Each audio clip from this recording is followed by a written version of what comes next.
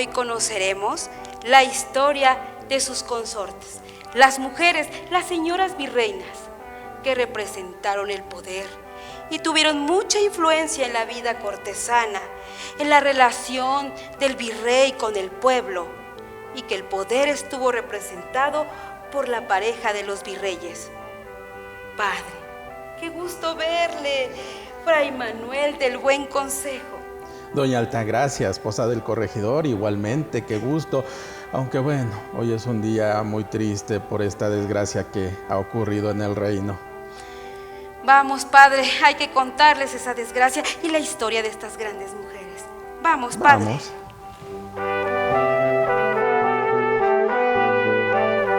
Ay, padre, ¿qué le cuento? Que el virrey ha muerto. Don Bernardo de Gálvez ha muerto, padre. Dios lo tenga en su santa gloria, hija. Ay, 11 días faltaba para que diera luz la virreina, doña Felicita de Sáenz. Ha muerto. No cabe duda que cuando la desgracia llega... Ay, padre, pero afortunadamente el cabildo, el ayuntamiento de la ciudad, va a padrinar a esta niña en catedral, padre. Sí, un gran bautizo que será, hija. Ay, padre, y el nombre tan bello que hemos elegido, padre. Usted se sabe muy bien ese nombre, cuéntenos. Sí, un poco largo, hija. Ay. María Guadalupe Bernarda. Bernarda Felipa de Jesús Juana Nepomuceno, padre. Nada más y nada menos. Criolla como ella, así su nombre, padre. Ay, bueno, los regalos están listos, padre, que le cuento que el ayuntamiento va a regalar una fuente de plata. Hay brocados de oro y bueno, claro, a la virreina le vamos a obsequiar un collar de perlas y algunos zarcillos de esmeralda, padre. Ay, nada más y nada menos, hija, pero también acuérdense de la iglesia que necesitamos de sus limosnas, del ayuntamiento. No, padre, pero ahorita la pena que le embarga Tiene a razón. Nuestra Señora Virreina. Tiene razón. Bueno, padre, y hablando de eso, de las virreinas, mujeres tan importantes de estas tierras y de nuestros tiempos. Padre, mire, ¿sabe cuántas virreinas han pasado? Pues seguramente muchas, hija, pero ¿cuántas? No tengo el número ahorita en la cabeza. 28, padre, 28 virreinas. Mire nada más. ¿Pero cuántos virreyes hubo? Ay, 61, padre, 61 virreyes. Entonces me faltan algunas. Ay, no, padre, déjeme le explico. Mire, no todos los virreyes han llegado con sus esposas a estas tierras. Claro, tiene razón. Como el caso de el primer conde de Revillagigedo, que dejó a la esposa en España. Otros más han llegado solteros, como el conde de Valero, ay, Casafuerte y el conde de Croax. Y bueno, también recuerde que han sido religiosos virreyes y por supuesto que no se deben de casar, hija. Ay, padre, tiene toda la razón. Los religiosos, pues tampoco han llegado con esposas. Ni Dios lo manda. Ay, padre, no se asuste. Y bueno, padre, estas mujeres han sido tan importantes porque algunas han sido aristócratas. Y gracias a ellas, los señores virreyes han podido acceder a los cargos públicos tan importantes. Por ejemplo, está doña Francisca Fernández de la Cueva, que fue hija del segundo conde de la Cueva. O doña Leonor Carreto. Ay, doña Leonor Carreto, por supuesto. Esta virreina tan noble, tan caritativa. Tan generosa. Bueno, llamó a una jovencita, Juana de Asbaje, a Palacio para ser su dama de compañía y la apoyó mucho, fue su mecenas. Ah, sí, claro. Y bueno, tenía, cuando se enojaba, mal carácter que tenía, mandaba a todos al rollo de Tepeaca. Irónicamente, ya que salían rumbo a España, ya que había terminado su mandato el virrey, desafortunadamente ahí muere en Tepeaca. Y bueno, tuvieron que regresar a la Ciudad de México para hacerle sus exequias en catedral y bueno, un tumulto muy grandioso, que hubo mucha controversia, que ya no era virreina y que no merecía estos honores, en fin, pero se le hicieron. Ay, no, bueno, esa mujer tan noble, tan caritativa. Me recuerda también a la esposa, a la primera esposa del conde de Moctezuma y Tula, porque algunas virreinas, gracias a ella, los esposos obtuvieron sus títulos nobiliarios. Claro, descendiente de Moctezuma. Moctezuma, ay Dios, pero padre, también quiero que sepa usted que no todas fueron aristócratas. Con el tiempo fue cambiando esto y los señores virreyes, algunos militares y algunos otros administradores. Las virreinas también cambiaron y fueron algunas hidalgas, como el caso de Antonieta Godoy, hermana de Manuel Godoy, y que había logrado accesar a las cortes españolas. Y gracias a eso, su esposo, el virrey Branciforte, obtuvo el cargo en estas tierras. Una gran polémica que se suscitó con estos virreyes. Ya será parte de otra historia. En otro momento contaremos de ellos. Pero padre, también está el caso de las virreinas criollas que nacieron en América, padre. Por ejemplo, está... Doña Francisca de la Gándara. ¿Quién? Doña Francisca de la Gándara. La virreina que nació en estas tierras, En San Luis novohispana. Potosí, hija de un rico minero de esta región. Esposa del general Calleja. Sí, que persiguió a los insurgentes, preso a don Miguel Hidalgo y bueno, sabemos esta historia. Bueno, padre, pero no fue la única. Tenemos a Felicita Sainz, esposa de Bernardo de Galvez, que fue hija de un acaudalado comerciante de Nueva Orleans.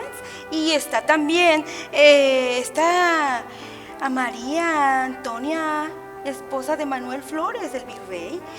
Sí, es cierto, ella nació... Es lo que ahora llaman Buenos Aires o algo así, padre, y lo conoció y bueno, han casado así. 3 virreinas criollas tuvo estas tierras. Pero bueno, padre, no fue todo así. Las ocupaciones de las virreinas empezaban mucho antes de su llegada a la Nueva España. Uno ha de pensar que tuvieron un papel secundario, pero no fue así, padre. No fue así. No, era un gran trabajo desde antes de que salieran. Sí, padre, tenían que organizar lo que le llamaban sus cortes, su familia. Tenían que elegir muy bien a la gente que traerían a esta tierra, como la servidumbre, sus damas de compañía, sus pajes. Había que organizar todo muy bien. Bueno, padre, y a la llegada a estas tierras, ay, bueno, usted sabe los festines que se arman en honor a los señores virreyes.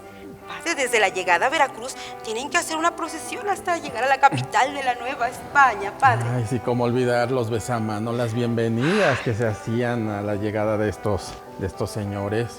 Y bueno, muchos de estos arcos triunfales que se dedicaban en estas diferentes ciudades eran dedicadas a ellas, a las señoras virreinas, padre. Aunque no aparecían en los actos públicos, pero ellas siempre estaban supervisando todo, padre. Así es, hija. Y bueno, padre, en esta procesión llegaban a Tepeaca. Ahí les entregaban el bastón de mando, padre. La virreina aparecía expectante y era retirada de esa ceremonia. Pero era retirada porque las esposas de los regidores del ayuntamiento y de la audiencia la llevaban a una recepción privada y le recomendaban y le platicaban de cómo era la vida en la ciudad.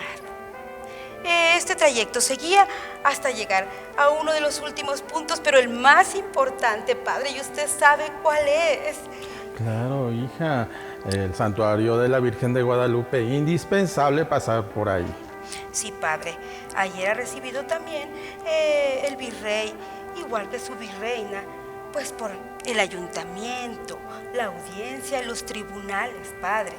Y después de que ellos rendían culto a la madre de estas tierras, pues seguían su camino.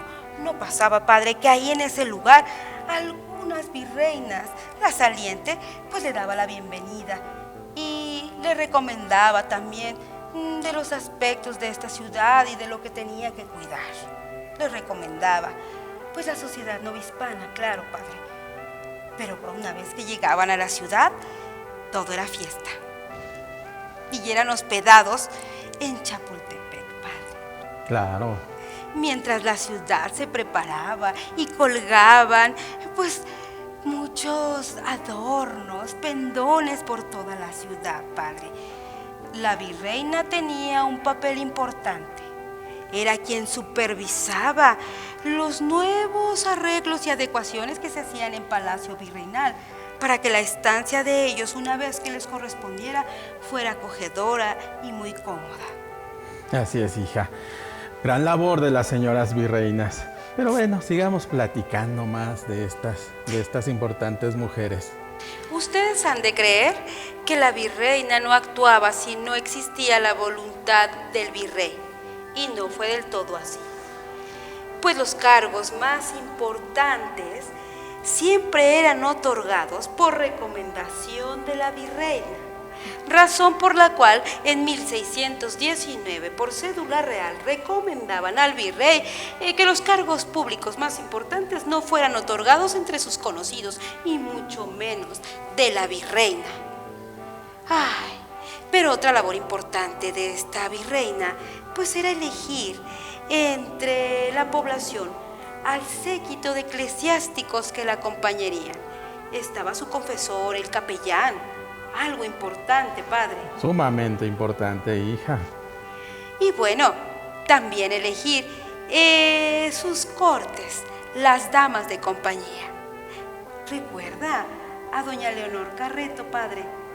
Sí, que ya habíamos hablado de ella, protectora de Sor Juana, que fue elegida para venir a estas cortes, padre. Y no solo eso, la virreina, como ya mencionamos también, se le dedicaron muchos arcos triunfales, padre. Recuerda a la esposa del virrey. Conde de Paredes. Conde de Paredes, padre. Sí, Sor Juana Inés de la Cruz escribió bellos poemas donde llama a la condesa de Paredes y marquesa de la Laguna como su dulce Lisi. Y por supuesto también la protegió. Y fue gracias a esta virreina, doña María Luisa Manrique de Lara, que a finales del siglo XVII se publica la obra de esta gran artista.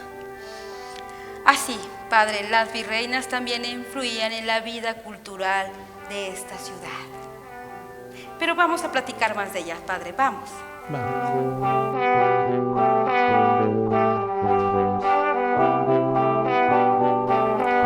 Y bueno, algunas virreinas tuvieron sus hijos en estas tierras, padre, hijos novohispanos, criollos. Algunos otros vivieron y se casaron con criollos de estas tierras. Y también la virreina perdió hijos en estas tierras, padre.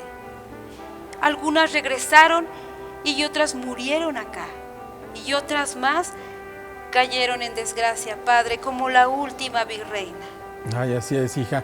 Qué bueno, en sentido estricto no fue virreina, porque don Juan O'Donoghue en realidad era un jefe militar.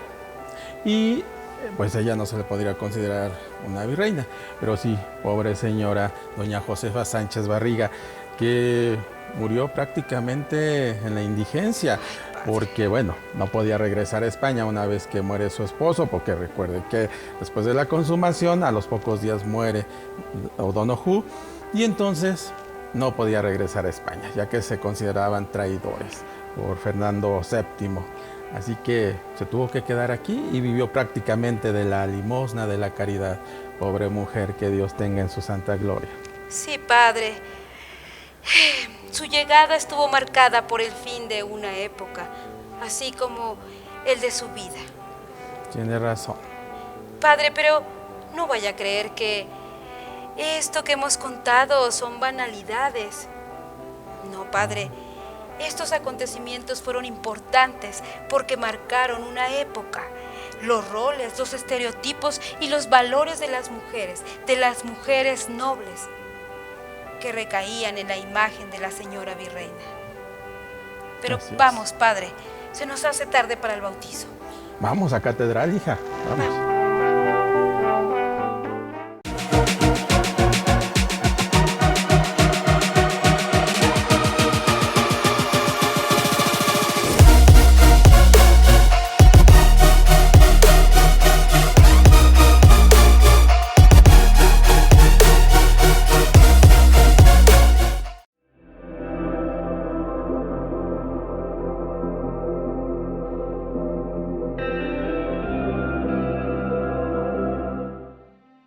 En este recorrido especial conoceremos algunos puntos en el centro histórico de la Ciudad de México que tienen relación con Josefa Ortiz de Domínguez, Leona Vicario y Mariana Rodríguez del Toro de Lazarín. Iniciaremos por la Plaza de Santo Domingo. Es considerada la segunda en importancia en el centro histórico. Se encuentra rodeada al poniente por el Portal de Evangelistas, al norte por el Templo de Santo Domingo y el Palacio de la Inquisición, y al oriente por el edificio de la antigua aduana, hoy parte de la Secretaría de Educación Pública. Su nombre oficial es Plaza 23 de Mayo, nombrada así en recuerdo de la protesta que un grupo de estudiantes organizó en favor de la autonomía universitaria, en esa fecha, en el año de 1929. Durante mucho tiempo, en la plaza se ubicó una fuente conocida como la Aguilita, según algunos autores, obra del arquitecto Ignacio Castera. Tiempo después, se trasladó a la calle Leandro Valle, donde se conserva actualmente. Representa un águila posada sobre un nopal devorando una serpiente. En su lugar, se colocó una fuente con la estatua de doña Josefa Ortiz de Domínguez, obra de Jesús Contreras y Federico Homdedeu. Se trata de una fuente circular. Al centro se localiza un pedestal de 3 cuerpos con influencia clásica. En el primero, observamos una basa con varios rostros. En el segundo, una gruesa columna con pilastras adosadas que rematan en hojas de acanto. Remata el conjunto la escultura en bronce de la corregidora. La representa sobre una silla en actitud digna y en la mano lleva un documento. Destaca su vestuario y peinado a la usanza de las mujeres criollas en los albores del siglo XIX.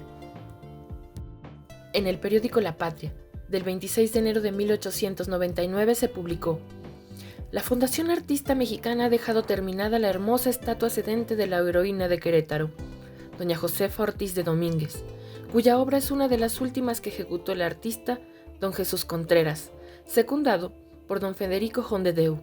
La figura de la noble matrona resalta poderosamente por su actitud de imponente majestad. Aún no está acordado cuándo deberá colocarse la estatua en el pedestal que se levantó sobre la fuente del Jardín de Santo Domingo, ni tampoco cuándo se efectuará la inauguración del monumento. El monumento se inauguró el 5 de febrero de 1900, con un emotivo evento, con oradores y la asistencia de alumnos de diferentes planteles educativos. ¿Pero quién fue Josefa Ortiz de Domínguez? Conozcamos un poco de su vida. Nació en Valladolid, hoy Morelia, en 1768. Sus padres fueron José Ortiz, un militar capitán de un regimiento, y su madre, Manuela Girón de Calderón, que provenía de una familia noble española. Ellos murieron cuando ella todavía era muy joven, por lo que se trasladó a la Ciudad de México para estudiar en el Colegio de San Ignacio de Loyola, hoy Colegio de las Vizcaínas.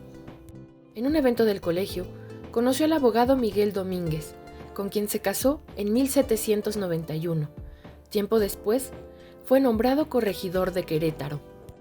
Los corregidores simpatizaban con las ideas independentistas y organizaban en su residencia reuniones con los insurgentes disfrazadas de tertulias literarias. Pero la conspiración sería descubierta. El inicio de la insurgencia estaba previsto para el 1 de octubre de 1810. Sin embargo, aparecieron un par de traidores que dieron aviso al gobierno novohispano, Joaquín Arias y Juan Garrido. Doña Josefa fue encerrada por su esposo para protegerla. Sin embargo, ella logró avisarle a Ignacio Allende para que a su vez le diera la noticia a Miguel Hidalgo, quien dio inicio a la lucha en favor de la independencia nacional la madrugada del 16 de septiembre de 1810. Los corregidores fueron encarcelados por orden del virrey Félix María Calleja. Doña Josefa fue recluida en el convento de Santa Clara en Querétaro, y en 1814 es trasladada al convento de Santa Teresa la Antigua en la Ciudad de México. Ahí permaneció varios años, hasta que su salud se vio severamente menguada, por lo que se le concedió internarse en el más laxo convento de Santa Catalina de Siena. Finalmente fue liberada en 1817 por órdenes del virrey Juan Ruiz de Apodaca. Después de la culminación de la independencia, fue objeto de condecoraciones que rechazó y continuó apoyando a diversos grupos liberales. El 2 de marzo de 1829, Josefa Ortiz de Domínguez falleció en el número 2 de la calle del Indio Triste en la Ciudad de México. La casa donde vivió y murió sigue en pie en la calle del Carmen número 4. Sus restos permanecieron un tiempo en el convento de Santa Catalina de Siena. Tiempo después fueron trasladados al Panteón de los Queretanos Ilustres, donde se encuentran en la actualidad. Siguiendo con nuestro recorrido hacia el norte, nos encontramos con el Palacio de la Inquisición, edificado por Pedro de Arrieta en el siglo XVIII. Su bella fachada chata, o en pan coupé, nos invita a visitarlo brevemente para conocer un interesante dato. Después de ser suprimido el Tribunal del Santo Oficio de la Inquisición, tuvo varios usos, hasta que en 1854 se convirtió en la sede de la Escuela de Medicina. Y aquí va el dato interesante, que tiene que ver con el tema de hoy, las mujeres. En este recinto, el 18 de enero de 1886, presentó su examen profesional como cirujana dentista la señorita Margarita Chorné, considerada la primera dentista y la primera mujer en obtener un título profesional en México y en Latinoamérica. Un año después, en agosto de 1887, Matilde Montoya Lafragua presentó también en este lugar el examen profesional para obtener el título de médica. Fue tan importante que el entonces presidente de la República, Porfirio Díaz, asistió a su recepción profesional y le entregó el documento que la acreditó como médico cirujano partero, la primera mujer en obtenerlo. Continuamos con nuestro recorrido sobre la calle República de Brasil, y en el número 37 se encuentra una hermosa casona de color rojo ladrillo y con ventanas y portones enmarcados en cantera con bellos enrejados. En esta casa habitó sus últimos días Leona Vicario. Una placa en uno de los muros de la casa, sobre la calle de República de Colombia, colocada el 9 de septiembre de 1910, nos dice: la ilustre heroína insurgente doña Leona Vicario de Quintana Roo murió en la recámara de la esquina de esta casa a las 9 de la noche del 21 de agosto de 1842. Platiquemos un poco sobre ella. Soledad Leona Camila Vicario Fernández nació el 10 de abril de 1789, hija del comerciante de origen español Gaspar Martín Vicario, quien ocupó diversos cargos en los tribunales de mercaderes y de minería. Su madre fue Camila Fernández de San Salvador y Montiel, quien era descendiente de Fernando de Alba Iztlixóchitl. Su familia tenía una economía sólida y contaba con gran prestigio en la sociedad novohispana. En este óleo de 1793 podemos ver a Leona al centro, de 5 años, en compañía de sus padres y sus 2 medias hermanas. El retrato original se encuentra en el convento de las Carmelitas Descalzas en Valladolid, España. Contrario a las costumbres de la época, sus padres se encargaron de brindarle una educación intelectual y religiosa. Desafortunadamente, fallecieron cuando ella apenas alcanzaba los 17 años. Leona y sus riquezas quedaron a cargo de don Agustín Pomposo, hermano de su madre. Don Agustín decidió rentar una casa y dividirla para que en la mitad viviera él y en la otra su sobrina. Esta casa se ubicó en la calle de Don Juan Manuel, hoy República de Uruguay. Tiempo después, llegó a la ciudad don Andrés Quintana Roo, un joven abogado que venía a realizar su pasantía como abogado en el prestigiado bufete de don Agustín.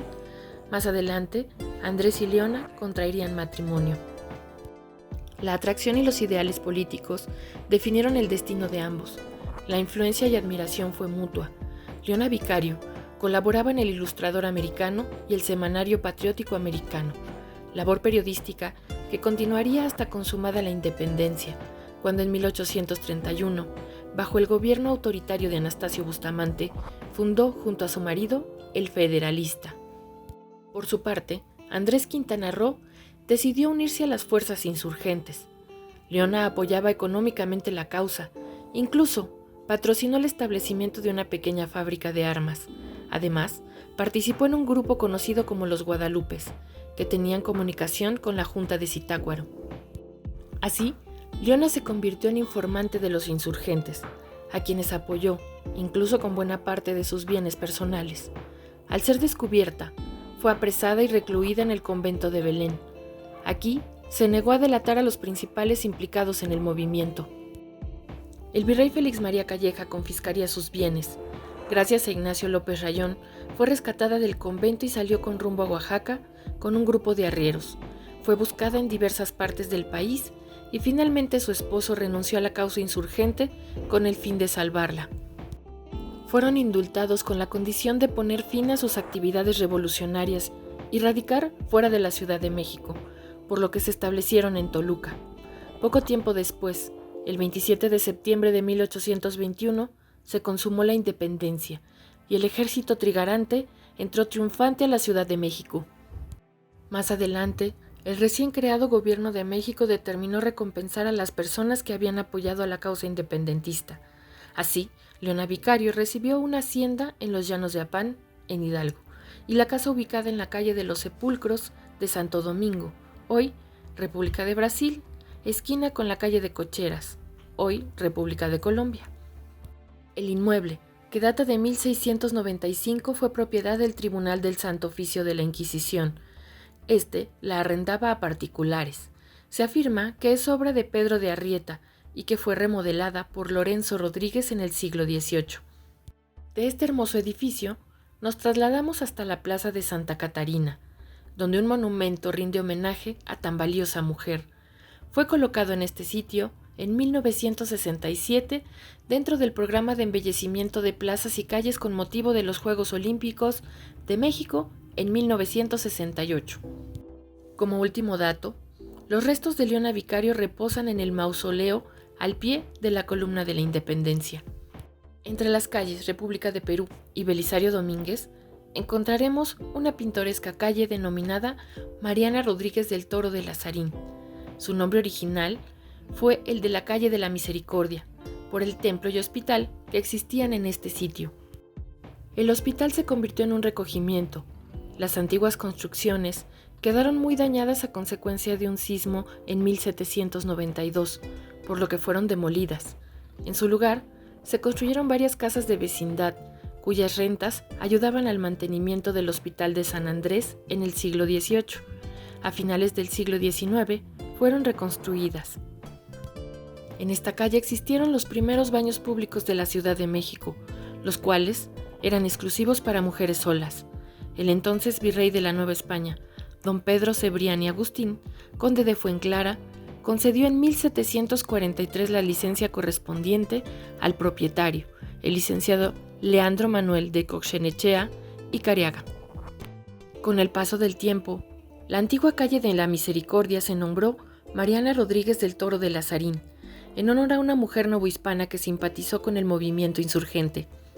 Ella, junto con su esposo Manuel, apoyaron la causa insurgente, por lo que en su residencia organizaban tertulias donde conspiraban contra las autoridades virreinales.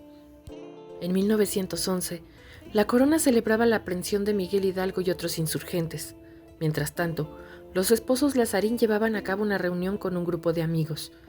La noticia consternó a los presentes y concluyeron que el movimiento había terminado. No obstante, doña Mariana dijo: «¿Qué sucede, señores? ¿No hay otros hombres en América aparte de los generales que han caído prisioneros? Libertad a los prisioneros, tomemos al virrey y ahorquémoslo». Durante aquella reunión, se acordó apoyar la idea de Mariana y atacar al virrey Francisco Javier Venegas. Incluso, se estableció una fecha para su aprehensión. Sin embargo, el plan fracasó y Mariana y su esposo fueron aprehendidos, pero nunca delataron a ninguno de sus compañeros. Fueron liberados hasta 1820. Mariana Rodríguez del Toro de Lazarín murió en los primeros meses de 1821 sin ver la consumación de la independencia. Aquí es donde terminamos nuestro recorrido. Este es un homenaje a la memoria de 3 mujeres que rompieron el estereotipo de la mujer en su tiempo y que fueron pieza importante para que el movimiento insurgente iniciara la lucha de independencia de México en 1810.